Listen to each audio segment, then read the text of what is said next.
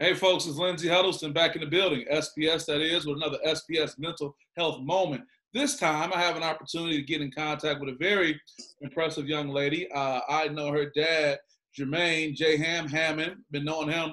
He's been my barber, but he's been my friend for a longer amount of time. So of course, I hear all the great things about Jazz. That's Jazzmaine Hammond. Jazz, how you doing? Pretty good. How are you? Good to see you and hear from you. Like I said, your dad has really kept me abreast with all your activities. That's when I started off on this SPS mental health moment. You were definitely one of the people I want to get with. So talk to me about what is it like, how things have been for you, ending your season and ending your college experience abruptly to come home based on the COVID-19. Well, we found out that our season was canceled while we were traveling still, so it was a very sad moment. So me and my teammates, we all were crying on the bus, and we got off the bus. We went into, I think it was like a combined little restaurant, and we went to get food, and we were all crying in the restaurant, and we just were so sad. It was a really sad moment. Like, I was so hurt, and I was having the best season of my life, of my career, and so like that really hurt. And it hurt the rest of my teammates too. Like, we were having a good season. We were off to a good start. So Right. that was kind of the worst news. And it felt like it was fake for a minute. Like, it felt like it was like, this is a dream. I thought that I was going to wake up, and I'm like, this can't be real. Right. We talk about Norfolk State softball, native Detroit, went to Renaissance High School. And you're right, you were having a great season. You guys were really having some momentum. So far, it's been about 5 weeks. So how have you been dealing with that since you got the news and you made your way back home? I've been good. I've been okay. It just seemed unreal at first. So I'm like, dang, this is not real. But the longer I've been home, the more it's like sinking in that our season is really over. But I've been handling it okay. Like, I've been pretty good. Really? I've been just chilling at home. I've been working out too. And it's kind of, it wasn't really like a big shot coming home, like sitting at home, because I'm used to like coming off a break from school. So like, it still feels like I'm just like on a Christmas break or Thanksgiving break. Yeah, a little extended Christmas break though, right? Right. Yeah, good. So you talk about your teammates. Just talk about what it's like as a college athlete. You've had the experience of having success in high school, making a big move to leave home. I mean, not just to go, an hour away, but several hours away, to the East Coast and be involved in sports. So what is it like for you and other athletes who have to kind of go through all these other changes in their life and then you get hit with this big thing? Being a college athlete, it's very fun to me. It's a lot of work, but it's very fun. Like, I just make the best out of everything. We work out. I think that we work out the most at our school. Like, in our athletics, it's the softball team. We work out the most. We get up and do 5 a.m. lifts, and then we have practice in the middle of the day, and then we go out and we can like do stuff on our own. So like, I enjoy it a lot. People say it's a lot of work, but it's not really that much. Like, if you just look at it as a simple task, or like you just look at it as this is what I got to do, and you don't make it like, oh my gosh, I got to do this and this, and you just do it, it like makes it simple. So that's what I do. Right, very good. So as a collegiate athlete, do you have to be self-motivated, or do you get your motivation from other sources?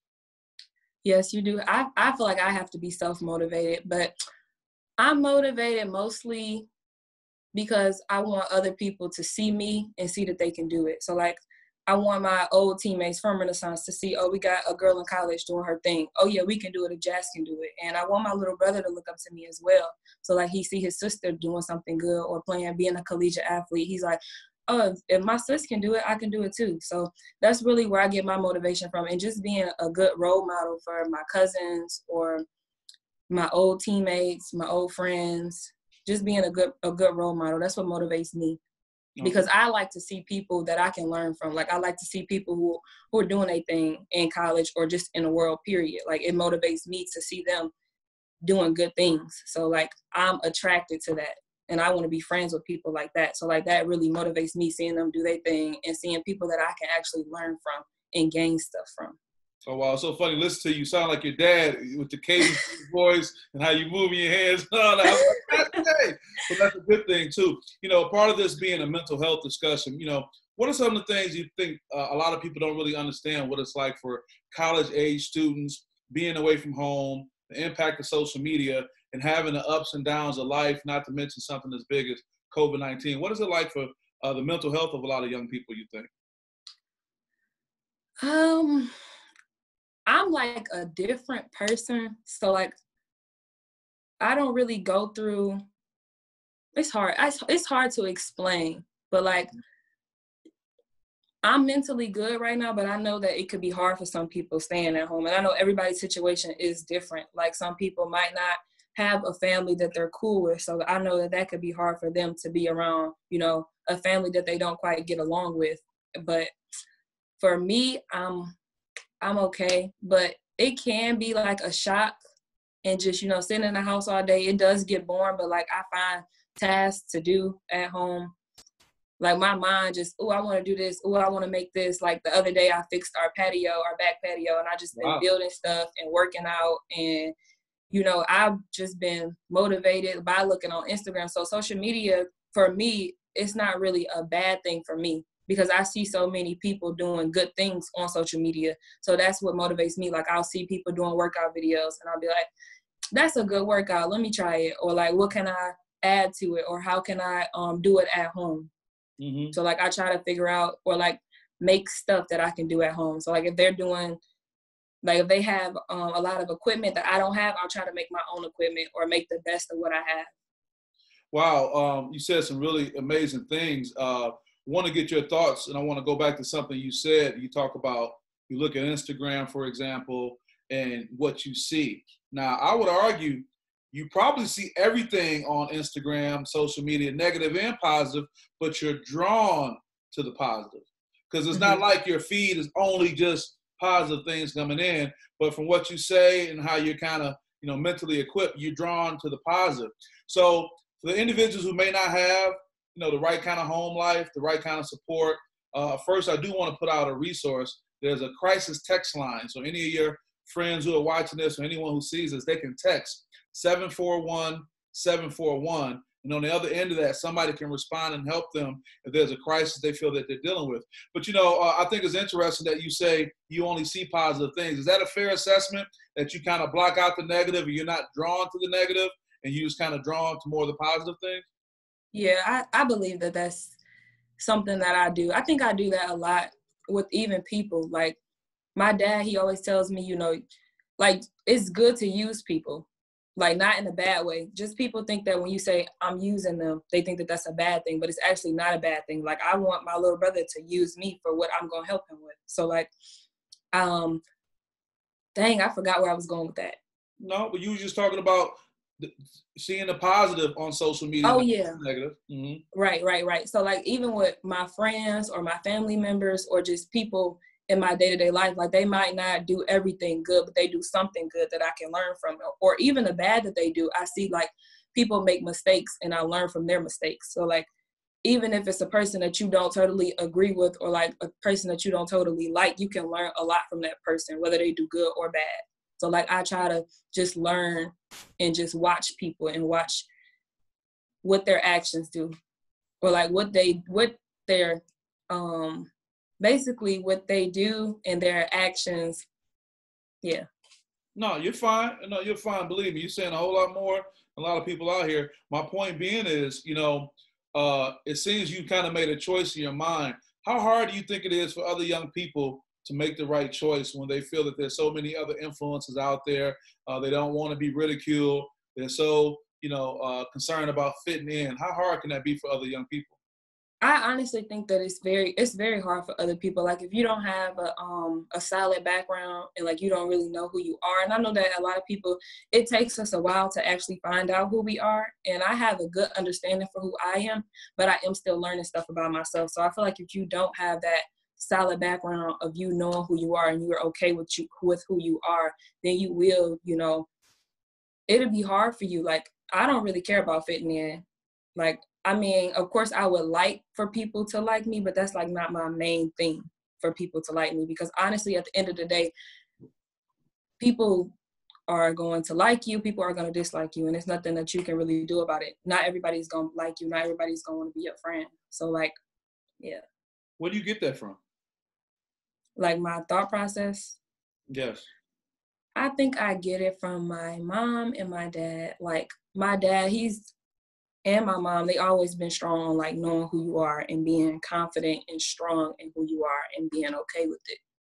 So like I've always, my dad, even since I was a little girl, he always had me look in the mirror and, look at myself and like tell myself that I love me and like say like, who are you? And like, I've been doing that ever since I was a little girl. He had me look in the mirror and tell myself who I am, what I like, what I don't like, and just basically getting a good understanding for who I am. It's amazing you say that. I want to do that with my daughter. She's going to be 8 years old in a couple of weeks, and that is something I'm going to incorporate because I think that's very important because it's so easy to have, a negative self-image of yourself, and society and other people are quick to say anything, especially as a young woman of color. You have all these images in society that either don't look like you and they're promoting those images, or the ones that do look like you have a negative image. I'm just really amazed at your maturity. How old are you now? I'm 21. 21. Wow. So what's something you think you can share to your teammates, to your extended family, or to any young person, anyone watching this that can help them stay motivated, not just with life in general, but just with the COVID-19 and whatever they want to do in the future? I would say just use this time wisely, and look at it as the best that you can. I know it's hard and it's people, it's actually people dying out there. So I know it's hard to look at it in a positive way, but just try to find something positive out of it and use this time wisely. So if it's something that you wanted to work on, or if it's something that you've been wanting to do, you want to improve your body, you want to improve your house, you want to improve, your relationship with your children, you want to improve your relationship with your spouse, use this time to work on that. Because I know that, people, they work, and they don't really have time for a lot of stuff. So use this, this is a lot of time on our hands right now. So use this time wisely and be happy and grateful for this time. Yeah, I mean, that's an amazing thing to say. And you being at the age you are right now, having this experience as a young adult is going to be a significant impact in your life. It just may be something that as you get older and life kind of picks up again, you'll remember this time. And this may be something that you'll take advantage of shutting everything down, if you will, or being okay with just being at home and being okay. What do you think about that?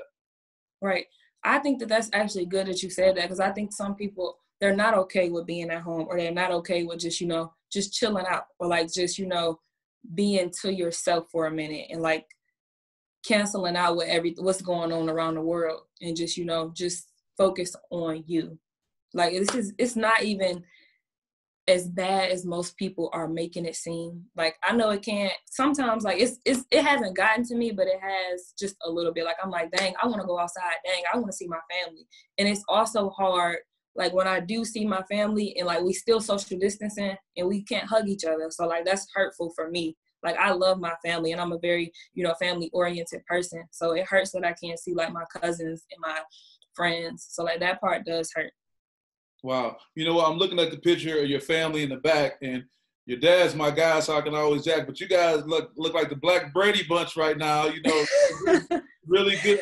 I mean that in nothing but a positive way. That's no cap or nothing. Yeah. I mean, you got a young lady who's doing well academically, following her dreams, speaking really well of herself.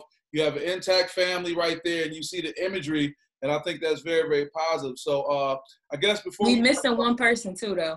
Who's missing out the picture? My little brother. We got another picture. It's in the other room. Oh, he could be tripping on this. He's like, why you put it in front of that one then, right? Right. That's okay. He wasn't born yet. Just hearing from you, and your dad and I talk all the time. Hearing from you, you're helping me with how I can raise my daughter. So I just want to let you know the life you're living is having an impact on people going forward. I think that's a great, great thing. So before we get out of here, is there anything you want to just sign off? Any other last comments you want to have? You've said some great things that I know can be a great benefit to people, and just want to know any closing remarks you may have. Back to, knowing who you are, I just want to say, it's very important to know who you are and to have a solid, background in knowing who you are. So if you don't know who you are, try your best to work on it and use this time wisely to get to know yourself and love yourself. And also or other athletes, you know, never let nobody define you. And that comes with another thing on knowing yourself. Because if I didn't know myself, like, I definitely wouldn't be where I'm at now. Like, it was a lot of people who told me, like, you can't play D1 or you'll never be a Division I athlete. And it was people whose opinions were, you know, valued. Like, they knew stuff in the softball world. So, like, they told me, you know, you're not really good enough to be a Division I athlete. You're not this, you're not that. And I've just heard that my whole life. Or, like, I would watch people make teams that I didn't make, even though I felt and kind of knew that I was better than those people. So, like, that was something that, you know, it hurt for a minute, but when you know yourself, it doesn't determine everything. So, like, you know yourself, you be like, you know what, that's their mistake. That's their loss. Because they missed out on a great player. I'm going to have to call you for some more counseling in the future, all right? Yeah, Jazz, that's what's up. No, that's awesome. Thank you. You know. And yes, please call me. I like to share. Okay, well, we're going to keep you in the rotation and get you out. We have Ms. Jazzmaine Hammond representing for her family, representing for herself and the whole Norfolk State University family. Well, thank you for sharing, and we want to make sure we keep following your career and know that when you're done at your university, you're still going to be making some great things happen in the world. Thank you. Okay, we'll talk to you soon. Okay, thank you. Bye. All right. Bye-bye.